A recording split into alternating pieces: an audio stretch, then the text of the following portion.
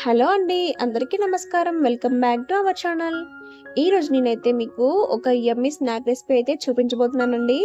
చాలా అంటే చాలా టేస్టీగా ఉంటుంది. మీ పిల్లల స్నాక్ బాక్స్‌లోకి ఒక్కసారి ఈ విధంగా స్నాక్ చేసి పెట్టారంటే మొత్తం తినేస్తారండి. ఒక్కటి కూడా వదలరనమాట. అండ్ ఇవి మనం హెల్తీ ఇంగ్రీడియెంట్స్ తోనే చేస్తున్నామండి. చూడండి, నేనైతే ఇక్కడ 2 ఎగ్స్‌ని బాయిల్ చేసుకుంటున్నాను. అలాగే 1 మీడియం సైజ్ ఆలూని తీసుకున్నాను. ఈ ఆలుని మనం పీల్ చేసుకొని ముక్కలుగా కట్ చేసుకొని బాయిల్ చేసుకోవాలండి. ఇలాగే కానీ దానికి టైం ఎక్కువ పడుతుందండి. సో మనం ముక్కలుగా కట్ చేసుకొని బాయిల్ చేసుకోవాలి. అలా అయితే ప్రాసెస్ త్వరగా అయిపోతుంది. చూడండి, ఈ విధంగా కట్ చేసుకున్న ఆలుగడ్డ ముక్కల్ని మనం ఒక బౌల్లోకి తీసుకుందాము. ఇందులోకి కొన్ని వాటర్ యాడ్ చేసుకోవాలి. ఈ వాటర్ యాడ్ చేసుకొని మనం స్టవ్ మీద మీడియం ఫ్లేమ్లో ఈ ఆలుని బాగా ఉడికించుకోవాలి. ఇందులో కొంచెం సాల్ట్ వేసినట్లయితే ఆలు అనేది మనకి త్వరగా ఉడికిపోతుంది. చూడండి, మనకి ఎగ్స్ అయితే ఉడికిపోయాయి. ఈ ఉడికిన గుడ్లని మనం ఒక బౌల్లోకి తీసుకుందాము. ఓన్లీ పై లేయరే తీసుకోవాలండి. లోపల ఎల్లో ఎగ్ అనేది తీసివేయాలన్నమాట.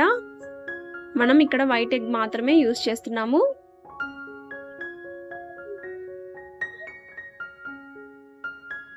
ఆలు కూడా మనకి బాగా ఉడికిపోయిందండి. ఒక్కసారి చేత్తో ఇలా అన్నారంటే మెత్తగా వచ్చేస్తుంది అనమాట.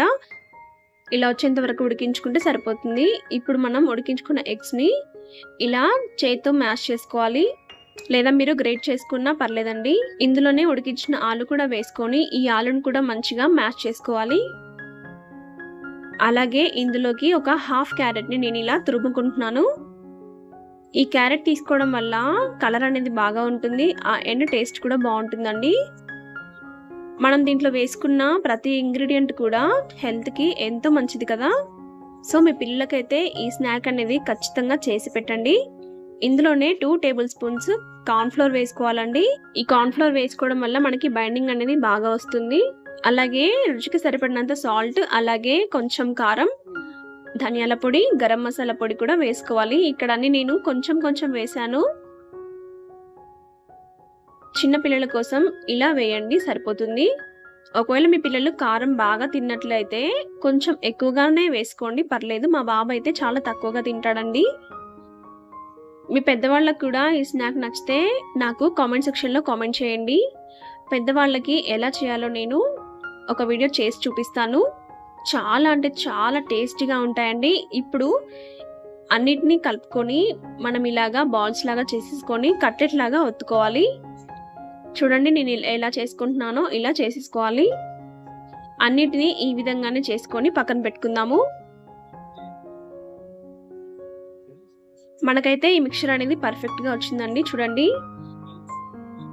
ఈ విధంగా చేసుకొని పెట్టుకోవాలి. ఇప్పుడు ప్యాన్లోకి ఆయిల్ తీసుకొని ఈ ఆయిల్ పై మనం వీటిని బ్రౌన్ కలర్లో వచ్చేంత వరకు వేయించుకుంటే మనకి టేస్టీ కట్లెట్స్ అనేవి రెడీ అయిపోతాయండి.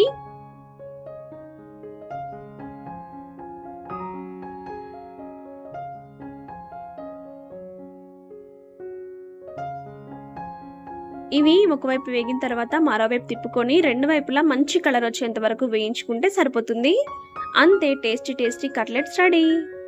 చాలా అంటే చాలా బాగుంటాయండి. మీరు కూడా ఒక్కసారి ట్రై చేసి ఎలా వచ్చిందో నాకు కామెంట్ చేయండి. చూస్తుంటేనే నోరూరిపోతుంది కదా. ఇంకెందుకండి ఆలస్యం, ఇప్పుడే ట్రై చేయండి. టేస్ట్ ఎలా ఉందో నాకు కామెంట్ సెక్షన్లో కామెంట్ చేయండి. నచ్చితే లైక్ చేయండి, షేర్ చేయండి. ఇలాంటి మరిన్ని టేస్టీ అండ్ ఈజీ రెసిపీస్ కోసం మన ఛానల్ని ఒక్కసారి సబ్స్క్రైబ్ చేసుకోండి. నేనైతే ఈ కట్లెట్స్ అనేవి మా పిల్లోడి స్నాక్ బాక్స్లోకి పెట్టేశానండి. వాడికి చాలా ఇష్టం అన్నమాట ఇలా చేస్తే. వీటిని మీరు టొమాటో సాస్తో కానీ టొమాటో కెచప్తో కానీ తిన్నారంటే ఉంటుందండి, సూపర్ అంటే సూపర్ ఉంటుందన్నమాట. మీ పిల్లలైతే చాలా ఇష్టపడతారు. ఇది మాత్రం పక్కా అన్నమాట.